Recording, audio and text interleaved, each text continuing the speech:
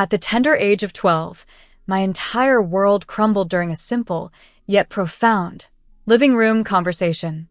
My parents, with somber expressions, delivered news that would change my life forever. "Melissa, we need to talk," my father said, his voice eerily calm. I felt a wave of unease wash over me. Something was wrong. My mother inhaled deeply before dropping the bombshell. "Your father and I are getting divorced." The word struck me hard. Divorce? They never argued, always treating each other with respect. Although we hadn't gone on family trips recently, the concept of them separating was unfathomable. Why? I managed to utter, tears forming in my eyes. My father cleared his throat, explaining that they had each met someone else. As my mother reached out to comfort me, I instinctively pulled away. "We'll both still be here for you," she assured me, explaining I would now split time between two homes. The following days were a haze as I watched my dad pack his belongings into boxes, the physical dismantling of our shared life. Meanwhile, my mother occupied herself with redecorating, perhaps trying to erase the lingering presence of my father. The upheaval continued when my mother's new husband, Jerry, moved in with his young daughter, Victoria. "Melissa, meet Jerry and his daughter Victoria," my mother said, too cheerily. I mustered a smile, hoping for the best, thinking perhaps having a sister could be a positive change. However, Victoria's cold glance and sarcastic "nice to meet you" suggested otherwise. The next day, I attempted to connect with Victoria by sharing my favorite books and toys, but she dismissed me sharply. "We're not sisters and we're never going to be friends." "You're just in the way," she declared. As time passed, I observed my mother doting on Victoria, showering her with new clothes and praise, even giving her my old toys. I overheard a conversation about enrolling Victoria in a prestigious school because she was gifted, while I was merely fine. Months passed, and I increasingly felt like an outsider in what was becoming the perfect family unit for everyone but me. Eventually, it was time for my first visit to my dad's new place. Filled with a mix of excitement and anxiety, I hoped for a fresh start. My dad's new wife, Amy, greeted us with a superficial warmth. "Welcome, Melissa. I hope you'll feel comfortable here," she said, as she showed me to a small room that smelled of incense and unfamiliar spices. The next morning, Amy offered me a special Tibetan tea. Reluctantly, I tried it, but it tasted bitter, and soon after, my throat began to itch and burn. I coughed violently, struggling to breathe. "Dad!" I cried out in alarm. Amy dismissed my distress with a wave of her hand, insisting, "Stop being so dramatic. It's just tea." Through these tumultuous times, I grappled with feelings of displacement and invisibility, yearning for a sense of belonging and understanding that seemed ever elusive in the shifting sands of new family dynamics. As I continued coughing, my vision blurred, and the sensation of suffocating on dry land overwhelmed me. "Call an ambulance." I heard my dad shouting from somewhere far away, his voice sounding distant and distorted. "She's faking it," Amy insisted stubbornly. "Melissa, this attention-seeking behavior needs to stop." I couldn't muster a reply. The world was dimming, fading to black around me. The next thing I knew, I was waking up in a hospital bed, an oxygen mask strapped over my face. My dad was there beside me, his face etched with worry and pallor. "You had a severe allergic reaction," he explained, his voice heavy with concern. The doctors had said that waiting any longer could have been catastrophic. He didn't need to finish his sentence. The gravity of the situation was clear. I could have died because Amy hadn't taken my distress seriously. After being discharged from the hospital, we returned to my dad's apartment, where Amy awaited us, her arms firmly crossed. "I think it's best if Melissa doesn't stay here anymore," she stated coldly, casting me as too much of a problem. I turned to my dad, hoping for some defense, but he remained silent, defeated. The ride back was painfully quiet. I waited for my dad to say something, anything to apologize or to promise that he would set things right. But he said nothing. I walked into the house and didn't bother saying goodbye to Dad. Mom barely glanced up from her magazine. "You're back," she noted, almost annoyed. I retreated to my room without a word, closing the door behind me. I was alone, truly alone, and at a loss for how to mend the broken pieces of my life. The next few weeks at home were a blur of loneliness and confusion. Victoria continued her antagonism, breaking my things and blaming me. One day, she knocked over a vase, causing water and flowers to spill everywhere. "Mom, Jerry," she screamed, "Melissa broke your favorite vase." Before I could defend myself, Jerry charged in. "That's it, young lady," he growled at me. "Go to your room. No allowance this month to pay for the damage." I looked to my mom, silently pleading for her to see the truth, but she just shook her head, disappointment etched on her face. As I sat in my room, tears streaming down my face, I realized I needed an escape. That's when I thought of Grandma, my dad's mother. She lived alone, taught at the local college, and had always been a source of kindness. Perhaps she could help. Arriving at Grandma's house felt like entering another world. The moment I stepped through her door, I felt a burden lift from my shoulders. Her home smelled of old books and freshly baked cookies, a cozy sanctuary filled with overstuffed chairs and shelves brimming with books. "How about we have some tea, and you tell me what's been going on?"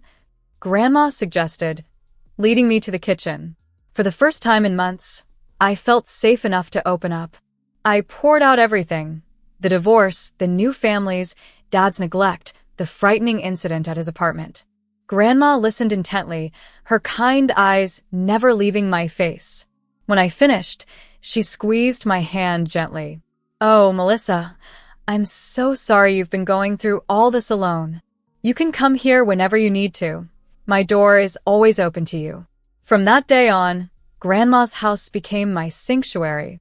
I began spending more and more time there, helping her cook, working in her garden, and reading books from her vast collection.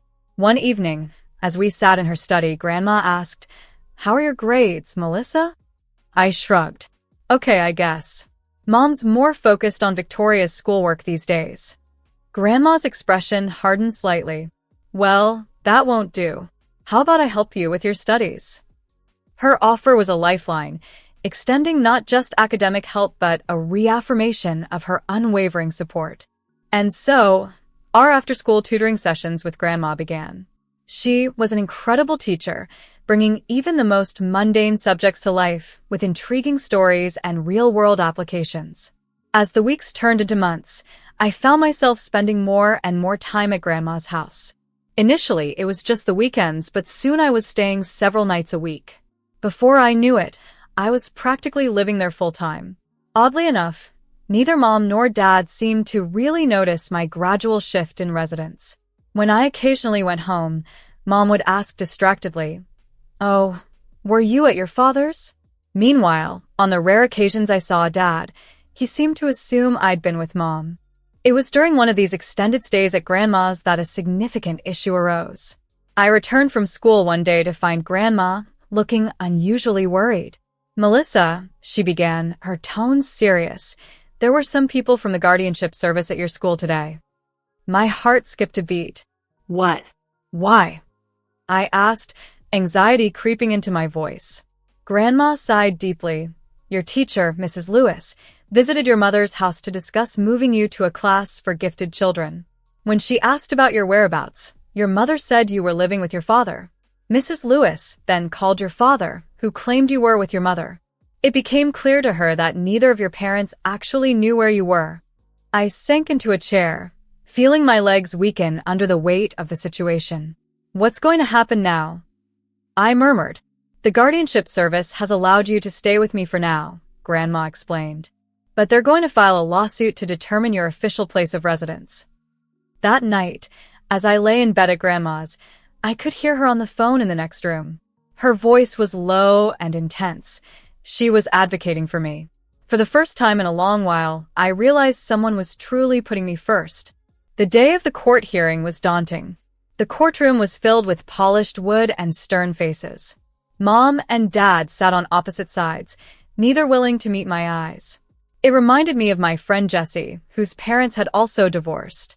They had fought fiercely over his custody, each desperate to have him. But here, it was the opposite.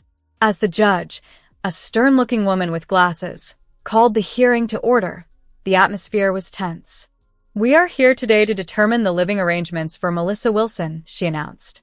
What followed felt like a surreal nightmare. Instead of clamoring to keep me, my parents argued vehemently about who should not have to take me. "She should live with her mother," Dad exclaimed, his face flushed with frustration. "I've got a new family now. We don't have room for her." Mom stood up, her voice piercing and frantic. "Oh no, you don't. I have a life too, you know. I can't be expected to take care of her full-time." I sat there, stunned and heartbroken, as my parents debated who wanted me less. Tears welled up in my eyes, but I fought to hold them back, refusing to let them see how deeply they were hurting me. The judge's gavel came down hard, demanding order. She then turned to me, her expression softening slightly. "Melissa, I'm very sorry you're going through this," she said. I nodded, unable to trust my voice. Just then, I heard a chair scrape back, and Grandma stood up. Her voice was clear and resolute as she addressed the court. "Your Honor," she began, standing tall despite her age, "if I may speak." The judge nodded, and Grandma continued, "It's clear that neither of Melissa's parents are willing or able to provide her with the stable home she deserves. I am her grandmother, and I am more than willing to take full custody of her." She approached the bench, handing over a stack of documents. "These papers show that I am financially stable. I am a professor at Westfield College with a respectable salary and substantial savings. More importantly, I can provide Melissa with the love and care she needs." Living with Grandma Helen was like being enveloped in a perpetual embrace of warmth and understanding. Our days followed a rhythm that brought comfort and stability to my life, a stark contrast to the turbulence of my previous years. Each morning, we'd tend to her garden, her hands skillfully nurturing the plants as she nurtured me with life lessons. In the afternoons, our kitchen table transformed into a study where history, mathematics, and literature were not just subjects, but adventures we embarked on together. Evenings were our time for baking, each batch of cookies infused with the rich sense of vanilla and love. With Grandma's guidance, I blossomed. My school performance soared, friendships blossomed, and the wounds inflicted by my parents' indifference began to heal. As time passed, the significance of their absence dulled, replaced by the contentment of my new life with Grandma. Before I knew it, years had passed, and it was time to don a cap and gown, a symbol of my academic journey's end, and the beginning of a new chapter. Standing amidst a sea of graduates, I felt a surge of gratitude for Grandma, whose unwavering support was my anchor. As my name was called, and I walked across the stage, Grandma's cheers pierced the crowd. "That's my girl." Her pride was palpable, a beacon in the sea of faces. The void left by my parents' absence was noticeable, but no longer painful. I had grown beyond the need for their approval. After graduating with honors, I earned a scholarship to attend Westfield College, choosing to delve into the complexities of investment management. College life was a whirlwind of intellectual challenges and social engagements. I immersed myself in campus activities, forming a network of friends and mentors who were drawn to my resilience and inspired by my story. Grandma remained my cornerstone, her phone calls and care packages a constant reminder of her love. My junior year brought unexpected heartache. Grandma passed away peacefully in her sleep. The news was a shattering blow, halting my world. In the days that followed, I found myself organizing her funeral, determined to honor her memory in a manner she deserved. The outpouring of respect and love at her funeral was overwhelming. The church overflowed with people from all walks of life, community leaders, educators, and those whose lives had been touched by her kindness. As I delivered the eulogy, a tapestry of her life unfolded, revealing the profound impact she had on so many. I looked out over the crowd, my heart holding a sliver of hope that my parents might appear. But they did not come. It was a stark reminder of their continued indifference, not just to me, but to the remarkable woman who had stepped in to raise me. Their absence, once a source of deep pain, had become a part of my reality I accepted. Grandma had given me a legacy of strength and love, enough to sustain me through life's challenges.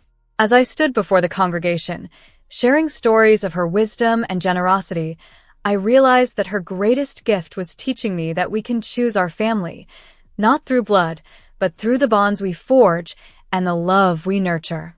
Thanks to Grandma Helen, I didn't just survive my turbulent childhood. I thrived, equipped with the tools and tenacity to navigate the future, inspired by her enduring love and the indomitable spirit she instilled in me. When Helen, more than just my grandmother, passed away, I found myself grappling with a profound mix of emotions. As I began my speech at her funeral, my voice was steady, a stark contrast to the turmoil inside. She was my guardian, my teacher, my biggest supporter, and my best friend, I declared, feeling the weight of each word. After the service, as a long line of mourners offered their condolences, the temptation to call out my parents for their glaring absence and years of neglect was overwhelming. However, looking around at the crowd of people touched by Grandma's kindness and wisdom, I realized something crucial. Their absence spoke volumes about them, not about us. 3 weeks after the funeral, I was summoned to the notary's office. My heart skipped as I entered, only to find my parents already there, seated on opposite sides of the room. They offered curt nods, their disinterest palpable, not even bothering to ask how I had been coping. The room was tense, filled with unspoken grievances as the notary, a balding man with kind eyes, began the meeting. "Shall we begin?" he asked, looking around. As he read from Grandma's will, the air seemed to thicken. "To my beloved granddaughter, Melissa Wilson, I leave my entire estate, including my house and all my savings, amounting to $2 million. Silence seized the room momentarily before chaos erupted. "What?" my father exclaimed, his face reddening with anger. "That's impossible. I'm her only son. She can't just leave everything to Melissa." My mother's voice joined the fray, shrill and incredulous. "Surely there's some mistake. Helen could have at least left something for us. We're family too." Stunned by the revelation, $2 million and a house, I barely registered their outrage. The notary raised his hand for silence. "There's more," he announced, pulling out an envelope. Mrs. Wilson left a letter to be read at this time. He began to read. "My dearest Melissa, if this letter is being read, it means I am no longer with you. But please know that my love for you extends beyond this life. You are the daughter of my heart, the only one who truly cared for me in my final years. To my son and his ex-wife, I am deeply disappointed in the way you abandoned Melissa. A child is a blessing, not a burden to be cast aside when inconvenient. Your actions have shown me that you do not deserve to benefit from my life's work. I know this decision may upset you, but it is final and legally binding. Melissa, use this inheritance wisely to build the life you deserve, the life I always knew you could have. All my love, Grandma." Silence fell once more, but it was fleeting. My parents' demeanor shifted instantly. Their eyes were suddenly friendly, their voices dripping with false sweetness. "Melissa, sweetie," my mother cooed, "surely you'll share some of this with us? We're family, after all." My father chimed in, nodding eagerly. "Yes, let's discuss this reasonably. We can come to some sort of arrangement." But as they spoke, I felt a newfound resolve strengthening within me. I stood, addressing the notary. "Thank you for your time. I'll be in touch about the necessary paperwork." With that, I walked towards the door, their angry shouts fading behind me. Grandma had given me much more than money and property. She had endowed me with the strength to stand on my own, to face the world without flinching. A few days after the will reading, my phone rang. It was my mother, her tone uncharacteristically sweet. "Melissa, sweetie, it's been so long. We miss you terribly. Won't you come for dinner?" The invitation was absurd, almost laughable after years of silence and neglect. As I held the phone, a light chuckle escaped me, and for the first time in years, I felt free from the weight of their indifference. Suddenly, they remembered me. Driven by curiosity, I agreed to visit them the following evening. As I stood on the porch of the house where I grew up, a place that now seemed foreign, I felt a mix of emotions. My mother opened the door, her expression carefully composed into what she hoped looked like joy. The tears welling up in her eyes seemed overly theatrical. Jerry, her husband, and Victoria, my stepsister, were also there, offering forced smiles that didn't seem genuine. During dinner, the atmosphere was tense. My mother repeatedly mentioned how tough recent times had been. "The house is practically falling apart," she lamented with a dramatic sigh. "The roof needs work, the plumbing is a disaster, and poor Victoria desperately wants to attend a prestigious college, but our finances are stretched thin." I noticed their pointed looks and subtle hints, but chose to ignore them. I inquired about their lives and their work, feigning interest as they struggled to engage in real conversation. Eventually, my mother turned to me, her eyes wide with what appeared to be concern. "And you, Melissa, how have you been? What have you been up to all these years?" I smiled, curious to see if she knew anything about my life. "Actually, I'm in my final year of college now. By the way, do you know where I'm studying or what my major is?" Her face lost color as Jerry and Victoria shifted awkwardly. "Well, that is..." My mother stammered. "It's okay, Mom," I said, my voice calm yet assertive. "You don't have to pretend. I know you're not interested in my life. You're more interested in my inheritance." Immediately, the facade fell away. My mother's expression twisted into one of anger and embarrassment. Jerry began to object, and Victoria muttered something indistinct. "Now, Melissa," my mother started, her voice strained with a mix of defensiveness and frustration. "That's not fair. We're family. We're just trying to reconnect." "No," I interrupted, standing up. "Family doesn't just abandon each other. Family doesn't ignore each other for years and then only reach out when there's money at stake." I headed for the door, ignoring their protests. As I stepped into the cool evening, their voices faded behind me. With each step, I felt a growing sense of liberation. A few days later, I found myself at my father's more modest home. The paint was peeling, and the whole place looked shabbier than I remembered. My father opened the door, a mix of surprise and hesitant warmth on his face. "Melissa," he greeted, ushering me inside. There, I met my stepmother, Amy, whose smile seemed fragile. "Welcome, Coda. It's been too long." A young boy peeked from behind Amy. His eyes were full of curiosity. This was Nathan, my half-brother. I hadn't seen him since he was a baby, and now he was about 9 years old, a stark reminder of how much time had passed. "This is Nathan," my father said, ruffling his hair. "Say hello to your sister." Nathan just stared, unsure what to make of me. As we sat down, the conversation felt awkward. My father cleared his throat. "Melissa, we've been thinking. Nathan is very bright, and we'd like him to attend Westbrook Academy. It's a prestigious school, but the tuition..." He trailed off, hoping I'd offer to help. "And you thought I might be willing to pay for it?" I completed his sentence. My father looked embarrassed. "Well, you see," he started. "Dad," I interrupted, my patience thinning. "Why is it that you only remember me now? Why didn't you call on my birthdays or when I graduated high school or when I started college?" Before he could respond, Amy interjected sharply. "Now listen here, young lady." During a heated family argument, my father played his final card. "We're family. You're obligated to help us. If you don't, we'll take you to court and demand our share." I couldn't contain my reaction. I burst out laughing. Regaining my composure, I responded, "Actually, legally speaking, we're not family. You both abandoned me. Grandma became my legal guardian, so you have no claim to anything." Their faces turned pale, quickly shifting to expressions of anger. My father tried to argue, but I was already walking out the door. As I left, I caught a glimpse of Nathan's face, his expression a mix of confusion and sadness. I felt a twinge of sympathy for him. He was just an innocent caught in the crossfire. Over the following days, my phone was inundated with calls and messages from both my parents. They oscillated between begging and threatening, trying to manipulate me into feeling guilty. My mother even sent a melodramatic message claiming they were on the brink of homelessness due to their debts. I ignored all their attempts.